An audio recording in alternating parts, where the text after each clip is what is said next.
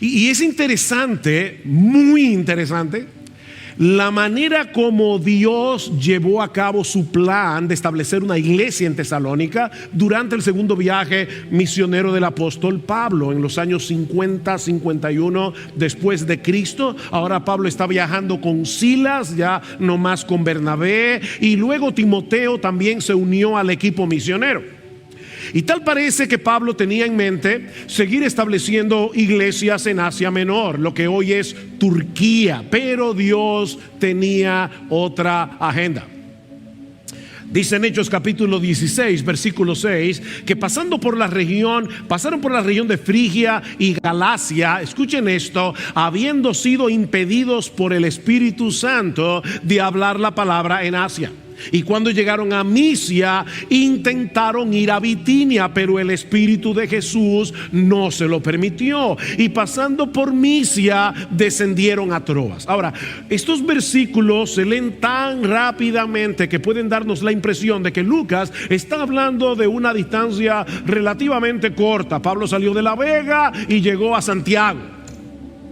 Pero de Listra, de donde salieron, a Troas hay una distancia de 800 kilómetros. Para que tengan una idea, es la misma distancia que hay entre Santo Domingo y la capital de Jamaica, o sea, Kingston. Pablo salió de Santo Domingo y a través de terrenos montañosos, difíciles, peligrosos, 800 kilómetros después llegó a Troas. Y debemos suponer, mis hermanos, tal vez que Pablo y su equipo estaban luchando con un sentido de frustración. Eso es probable. Lucas no nos dice de ninguna conversión, de ninguna iglesia fundada durante todo ese trayecto. Fue una pérdida de tiempo de 800 kilómetros. Así que parecía como si de repente Dios hubiera dejado de actuar, excepto para decir que no. La única manifestación de la presencia de Dios durante esos 800 kilómetros fue que Dios le dijo que no, que no, que no.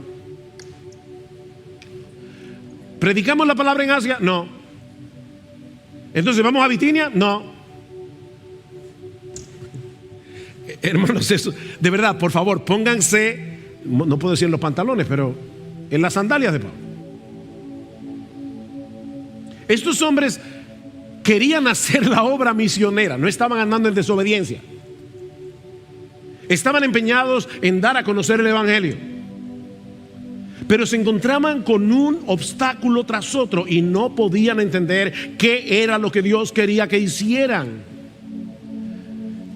Y la verdad es que muchas veces los creyentes tenemos esa misma impresión de que hemos estado recorriendo un largo camino en el que no ha pasado nada. Vemos nuestra vida y decimos, no está pasando nada, excepto que Dios nos está diciendo que no. Pero mis hermanos, el hecho de que no seamos capaces de percibir la obra de Dios no quiere decir que Él no está obrando. Lo que eso quiere decir es que nosotros no somos capaces de percibirlo. Esos obstáculos de parte de Dios tenían un propósito. Pablo no podía detenerse a predicar el evangelio en Asia, por más bueno que eso fuera, porque Dios tenía otra agenda.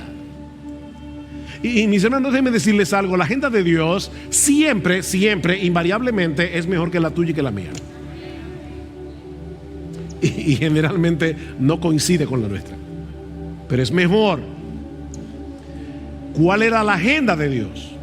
Si ustedes ven en un mapa, se van a dar cuenta que era como si Dios le estuviera poniendo obstáculos para que Pablo no tuviera otra alternativa que llegar a la ciudad de Troas, en el puerto extremo de Asia Menor, para darles a conocer allí cuál era la agenda que él tenía en mente con respecto a la obra misionera. Dice en Hechos capítulo 16, versículo 9, que estando en Troas esa noche se le mostró a Pablo una visión. Un hombre de Macedonia estaba de pie suplicándole y diciendo: pasa a Macedonia y ayúdanos. Cuando tuvo la visión, enseguida procuramos ir a Macedonia. ¿Qué pasó aquí?